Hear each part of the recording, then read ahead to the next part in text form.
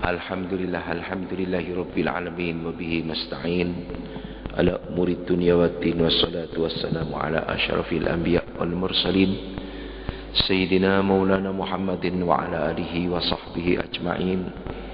Asyhadu an la ilaha illallah wahdahu la syarika lahu wa asyhadu anna sayyidana wa nabiyana Muhammadan abduhu wa rasuluh arsalahu bil huda wa kafa billahi syahida.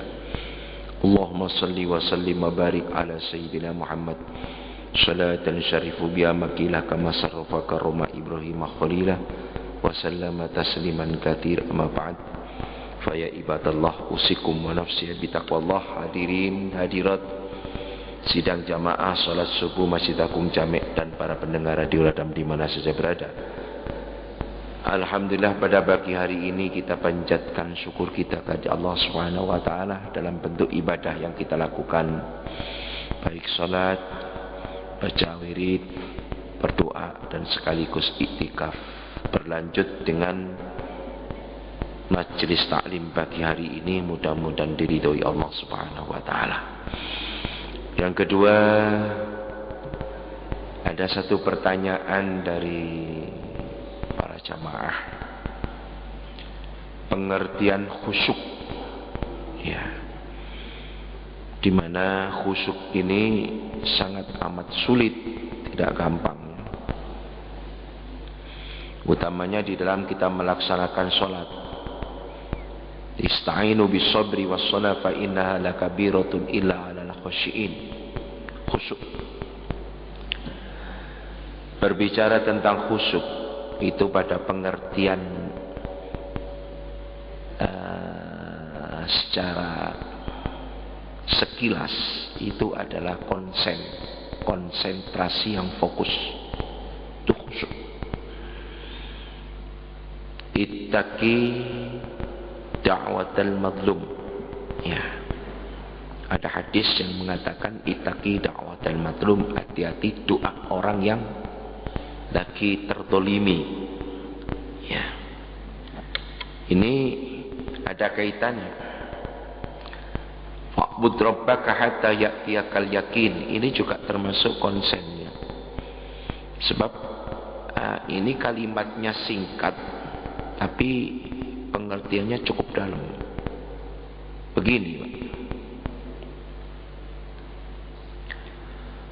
Di dalam praktek kenyataan kehidupan ini, banyak orang melakukan ibadah tapi sekilas hanya melaksanakan aturan syariat saja.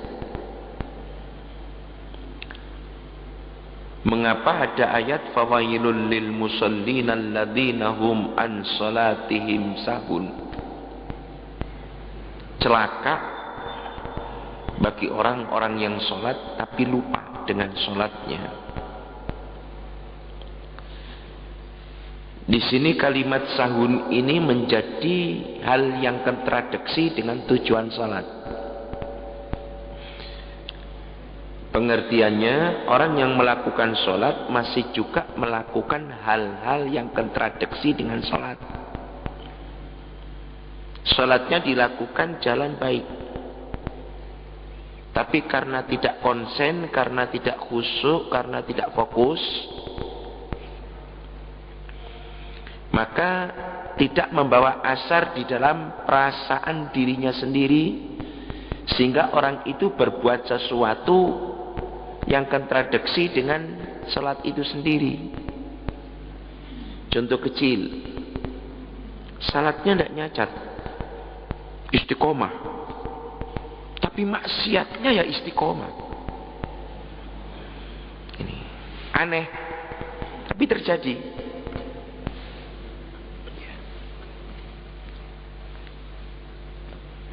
Karena tidak fokus dan karena tidak konsen. Maka Allah katakan fa'bud rabbaka hatta ya'tiyakal yakin, sembahlah Tuhanmu didasari oleh faktor keyakinan, sampai tumbuh adanya keyakinan, yakin. Nah, khusyuk itu persyaratan mutlak. Khusyuk itu konsentrasi segala perasaan terfokus pada satu titik. Karena itu banyak hal yang mesti harus ia lakukan. Satu, berlatih diri untuk bisa memfokuskan perasaan ini. Ini susah. Yang kedua, membentuk lingkungan yang jangan sampai mengganggu kehusukan, atau membentuk lingkungan supaya fokus ini jangan terganggu. Karena itu lingkungan ini dibentuk supaya jangan sampai mengganggu. Bagaimana caranya? Dia kadang mencari tempat yang tempat itu jangan sampai mengganggu perasaan dia bermunajat dengan Allah.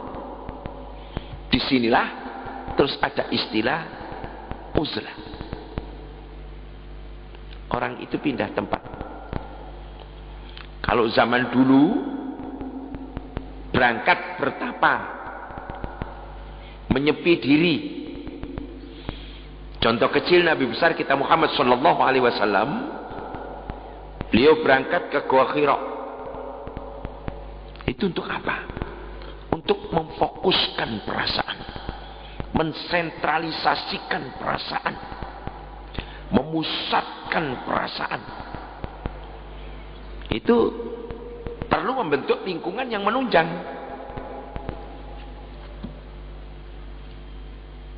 Terus yang kedua, membatasi liarnya perasaan terhadap duniawi. Artinya kecintaan kita terhadap dunia itu dibatasi. Terjadilah istilah zuhud. Di dalam ajaran tasawuf itu ajaran moral di dalam kitab beribadah sesempurna mungkin. Jadi lingkungan ini juga harus menunjang, perasaan sendiri juga harus terkendali. Sebab orang itu kalau sudah cinta betul dengan dunia, ilustrasi pikiran ini yakni materi saja, urusan dunia saja. Dalam garis besar, uripe urusan duit tok. Nah ini, kalau sudah pikirannya ke sana, kapanpun dan dimanapun selalu terfokus pada materi. Nah ini susah. Untuk digiring sentral kontak pusat pada Allah itu susah. Kecintaan itu dibatasi. Makanya Allah itu membuat saat ada siang ada malam, siang untuk kehidupan, malam untuk ibadah. Ada konsen tersendiri. Nah, setelah tempat itu menunjang, perasaan terkendali, difokuskan pada satu titik sentral pusat, terjadilah kekhusyukan.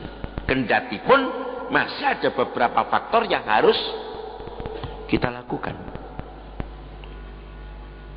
Seperti kalau kita sholat, paling tidak kita itu mengerti apa yang kita ucap di dalam sholat itu, sehingga pikiran kita tidak liar kemana-mana, bisa terfokuskan dengan makna ucapan yang kita ucap di dalam salat itu. Di samping memfokuskan perasaan itu sendiri sudah satu kesulitan, mengendalikan perasaan terhadap dunia sudah satu kesulitan, menfokuskan perasaan terhadap makna yang kita ucap satu kesulitan, terkait dengan peristiwa apa yang kita ucap di dalam ayat suci Al-Quran agar pikiran kita terfokus, itu juga satu kesulitan. Makanya berat. Allah jauh-jauh mengingatkan, ista'inu bis-sabri was-shalah. Persiapkan dirimu dengan penuh kesabaran terhadap salat. Fa inna sesungguhnya salat lakabiratun, sangat amat berat. Illa alal khosyi'in, kecuali yang tidak berat adalah orang yang sudah bisa melakukan khusyuk, alias sudah bisa mengkonsentrasikan seluruh perasaan dan pikiran terhadap satu titik. Sebab itu kekuatan, Pak. Kita menghadap kepada Allah dibutuhkan kekuatan yang tinggi biar bisa tembus kepada Allah Subhanahu wa taala. Makanya Nabi Daud, ittaqi da'watal madlum. Hati-hati doa orang yang tersiksa. Kenapa kok Nabi itu mengingatkan hati-hati terhadap doa-doa orang yang lagi terzolimi atau orang yang lagi susah, orang yang lagi sakit? Itu kenapa sih doanya kok semacam diprioritaskan oleh Allah? Awas, hati-hati doa orang begitu. Apa sebabnya? Mereka tuh konsen betul, Pak. Betapa tidak konsen, hidup melarat, terjepit dengan kemelaratan dan terjepit seperti itu. Dia bermohon pada Allah dengan sungguh-sungguh. Kesungguhan inilah yang disebut dengan konsentrasi. Kesungguhan ini yang disebut dengan khusyuk. Kesungguhan ini yang disebut dengan fokus. Doa orang yang kayak begitu tuh mandi. Terus ada orang kadang-kadang beramal kepada seseorang yang dianggapnya madlum atau orang yang lagi susah lah, orang melarat lah. Amal, diambil duit, kasih pada dia. Setelah dikasih, dah niki enten arto mbok menawi manfaat kangge panjenengan munut rokok napa munut dahar. Alhamdulillah, dongaaken nggih nggih, muga-muga anak-anak kula sami slamet sedaya, keluarga bahagia nggih nggih, husnul khotimah. Oh nggih nggih nggih nggih. Nggihnya orang kayak begini ini sangat mustajabah. Ada orang bicara, kalau amal itu yang ikhlas, nggak usah dadak minta-minta. Memberi tapi minta, itu namanya ada ikhlas. Yang namanya ibadah itu tujuannya bermohon. Ada sesuatu yang diminta. Kita adanya ibadah kepada Allah apapun wujudnya, baca Quran, ada niat, saya berbuat kebajikan demi ketaatan saya kepada Engkau ya Allah, mudah-mudahan Engkau memberikan bimbingan hidup saya bahagia, selamat dunia akhirat. Di sana ada roja, ada permohonan. Kalau ibadah tidak ada tujuan, ya namanya bukan ibadah, Pak. Sembahyang itu as-sholatu, ibadah di dalam Islam, inti yang paling pokok adalah sholat. Sholat asal ikhlas, lillah. Ya betul ikhlas lillah, tapi tujuannya minta. Usolli fardhu subhi rakaataini mustaqbilal qiblati ma'muman lillahi ta'ala, adaan lillahi ta'ala, imaman lillahi ta'ala.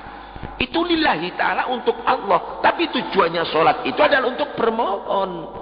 Maka Nabi katakan as-sholatu ya doa, sembahyang itu berdoa, berarti seluruh nilai ibadah tujuannya memang untuk meminta.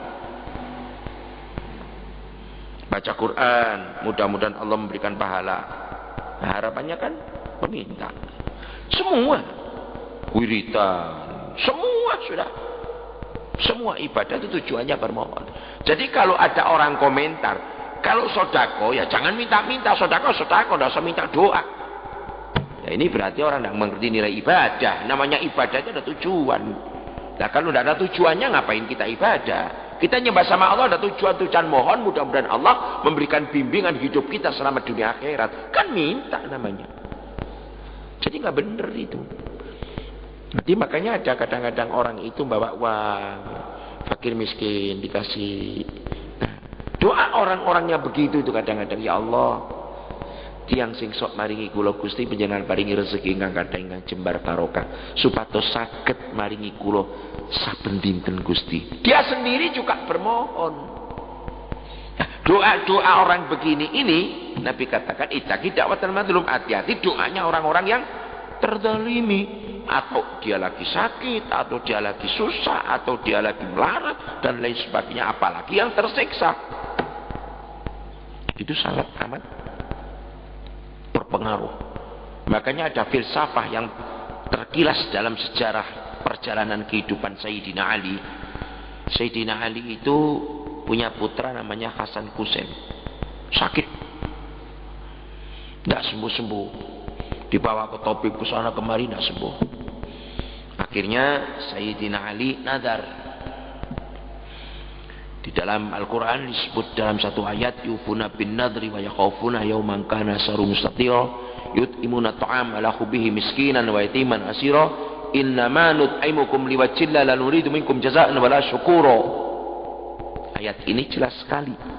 Sayyidina Ali nadar, waktu itu duduk dengan istri, ngucap dengan istrinya, "Dek, kita yuk nadar yuk.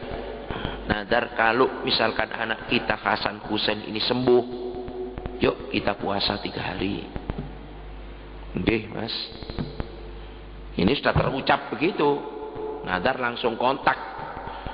Allah langsung memberikan kesembuhan putra Sayyidina Ali namanya Hasan Husain, saat itu langsung sembuh. Begitu sembuh, Sayyidina Ali puasa dengan Siti Fatimah, dengan Hasan, Husain, puasa. Begitu melakukan puasa, sore hari mendapatkan kiriman gandum dari sahabat, ditepung, setelah ditepung jadikan roti, setelah jadikan roti mancing maghrib. Begitu maghrib tiba, saat berbuka datanglah seorang tamu miskinan, orang miskin, ketok pintu. Setelah dibuka oleh Sayyidina Ali, tamu niki wong melarat, kurus, ya sekali kulit karut belum tok, ya kurus. Minta belas kasihan sama Sayyidina Ali. Sayyidina Ali, mbok kula nyuwun camilane, kula niki pinten-pinten dinten mboten mangan. Makal tu ta'am mundul ayam, bitini ta'ama walahdah. Kula niki pinten-pinten dinten mboten mangan, mbok kula niki dipun paringi. Dikasih roti yang jatahnya Sayyidina Ali dikasihkan kepada tamu ini.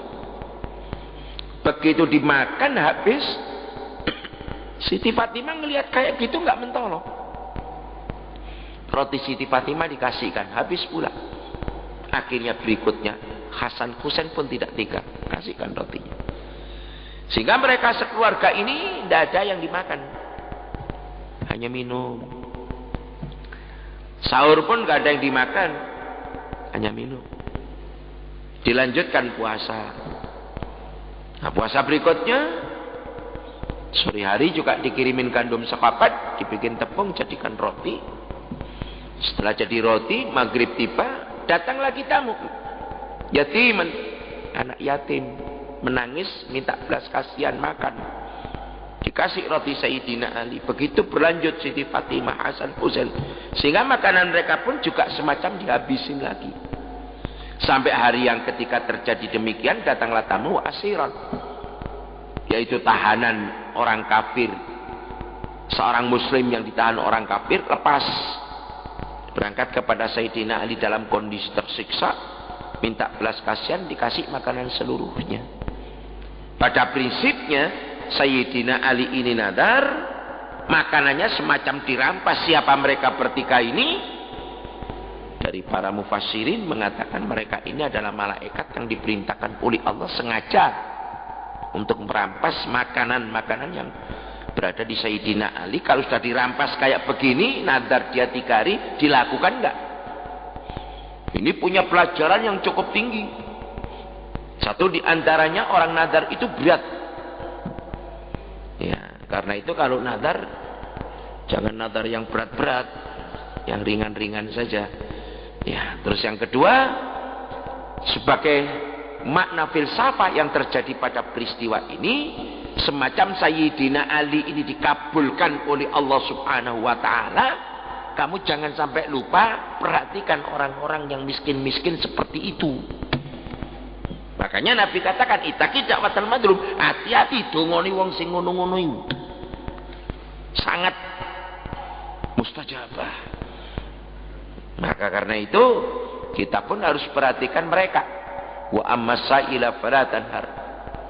Ini di dalam Al-Quran, orang yang membutuhkan jangan kau sia-siakan, karena memang dia butuh. Nah, doa-doa orang yang lagi sakit, orang yang lagi terjepit ekonomi, orang yang lagi susah, itu konsen sekali.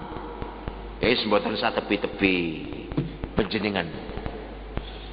Panjenengan sedaya kalau lagi mengalami masalah yang susah sekali. Susah. Sing biasa bengi gak tangi bali tangi. Sing saumur gak tahu tahajud bali tahajud. Ndonga nih Masya Allah sampai diwangi nangis. Ini menunjukkan bahwa dia itu betul-betul butuh konsen sekali. Nah, yang kita ambil itu konsennya itu, fokusnya itu. Itu sangat amat berpengaruh terhadap doa kita. Nah, pengertian secara ilmiah, di diri kita itu ada tenaga, ada energi. Energi itu yang tersentral pada alat namanya roh. Karena roh ini dari Allah, memiliki energi cukup tinggi menurut kemampuan manusia. Menurut Allah itu energi kecil, karena Allah itu maha besar. Nah, roh manusia ini memiliki energi. Energi ini yang bisa menggerakkan tangan, bisa bergerak, mata bisa melihat, otak bisa mikir, kaki bisa berjalan. Dari seluruh organ tubuh digerakkan oleh energi ini, sempurnalah manusia hidup. Berarti energi ini banyak. Lah, kalau energi banyak ini kita fokuskan, kita sentralkan jadi satu, maka dia akan menimbulkan energi yang cukup tinggi. Kalau kita satukan, contoh kecil sebagai studi banding saja, sinar matahari. Sinar matahari itu kan energi panas. Nah, kita ambil, tidak usah jauh-jauh, sebulatan lepek saja. Lepek itu seberapa sih? Segini. Kegedean. Sak bulatnya telur lah, bulat, bunder, gepeng. Sinar matahari itu kita ambil sak bulatnya telur. Jadi sinar matahari itu kan merambah ke seluruh dunia. Gak usah akeh-akeh. Bunder setitik ini. Katakanlah bunder itu sak potron lepek kecil. Berarti energinya seberapa sih? Kecil. Tapi ini kendati pun kecil, Pak. Kalau kita fokuskan energi ini menjadi satu, kertas kita taruh, kita pasang itu, terbakar ini, Pak. Kertas ini akan terbakar. Mana buktinya? Bapak ambil kaca pembesar. Kalau bahasa Jawa orang mengatakan Sri Konto ya. Iya, orang Jawa mengatakan Sri Konto. Sapi loh saya Sri Konto itu. Dengan kacanya kacamata sih di koconi kocomoto. Cilik ya. Sak doke. Dok. Puyuh. Kecilin. Ya bolehlah, dok puyuh. Sak gedene dok puyuh bunder. Cilik. Loh. Cilik sak mene lho. Sinar srengenge mlebu rene. Mek cilik iki. Terus di bawahnya dia akan fokus. Karena ini kaca membentuk cekung sehingga sinar itu terfokus pada satu titik. Tek. Makanya kalau panjenengan tekek dingene ndukure lemah, di lemah ono kertas koran. Mari ngono Sri Kondo tekek ndukure. Kira-kira jarak 10 cm. Panjenengan tinggal. Di situ akan kelihatan titik. Kok ombo angkatan ndukur. Cek cilik. Nes cilik sekali. Tersentral kecil sekali. Biarkan sebentar. Kira-kira gak usah sak menit. Setengah menit, 30 detik. Meneng. Kopong ya. Kertas ini akan terbakar. Kalau nggak percaya nanti sengenge metu dicoba. Siapa punya Sri Konto? Pasang. Atau kasado. Piantun menungso sing nganggo kacamata sing min iki wis gak karu-karuan akeh. Sing kuwandel. Itu kan difokus. Pasang. Kalau bayangan yang dibawa ini belum satu titik kecil, itu silakan diangkat atau diturunkan. Nanti akan terjadi Oh, neng ini gede, oh neng ini cilik, cilik, sampai cilik betul, kecil betul. Biarkan sebentar. Bolong nih, Pak. Obong, kosong. Loh. Iki panas sing gedene mek bundere sak ndok puyuh. Bisa membakar kayak begini. Lah sekarang energi kita sebesar tubuh. Yang bisa menggerakkan kaki, menggerakkan tangan, menggerakkan mata, menggerakkan otak, menggerakkan segala organ tubuh kita. Difokuskan satu titik, seret. Sambungkan kehadirat Allah Subhanahu wa taala. Jos, Pak. Kalau itu dilakukan secara istiqomah, maka batin kita akan bisa terlatih selalu fokus pada satu titik.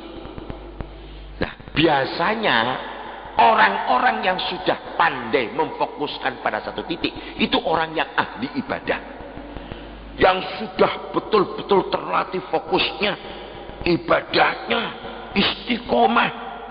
Makanya Nabi mengatakan al-istiqomatu khairun min alfi karomah.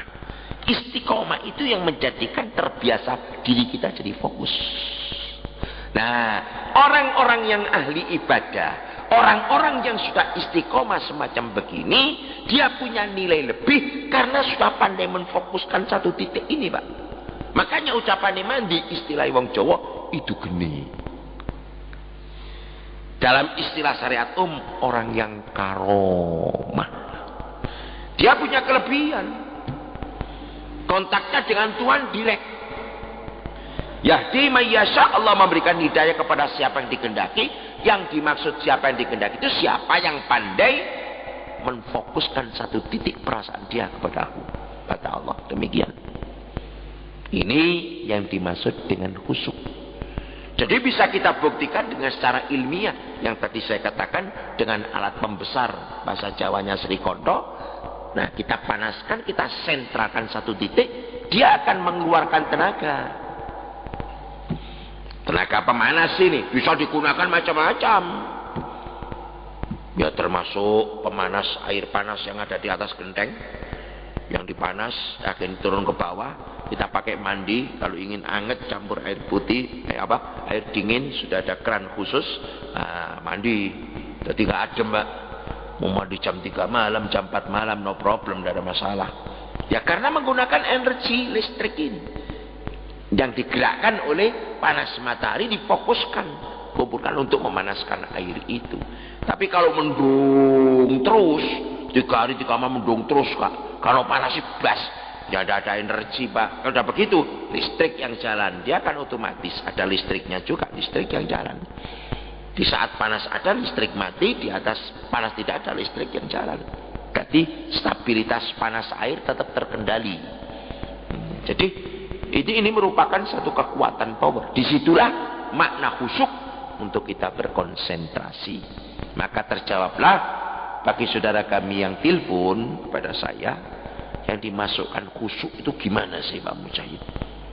Ya nanti kita terangkan di Masjid Agung Jamek biar semuanya bisa mendengar.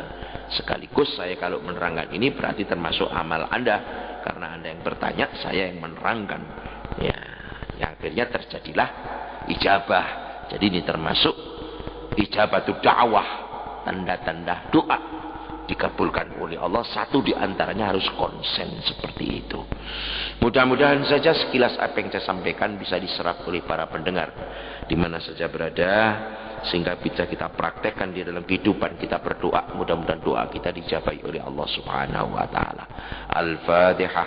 A'udzubillahi minasyaitonir rajim. Bismillahirrahmanirrahim. Alhamdulillahirabbil alamin arrahmanir rahim maliki yaumiddin iyyaka na'budu wa iyyaka nasta'in. Ihdinas siratal mustaqim siratal ladzina an'amta 'alaihim ghairil maghdubi 'alaihim waladdallin. Amin. Allahumma shalli wa sallim wa barik walhamdulillahirabbil alamin. Rabbana taqabbal minna innaka antas samiul 'alim wa tub 'alaina innaka antat tawwabur rahim. Rabbana ighfir lana dhunubana wa kaffir 'anna sayyi'atina wa tawaffana ma'al Rabbana la tuzigh qulubana ba'da idh hadaytana wa hab lana min ladunka rahmah innaka antal wahhab.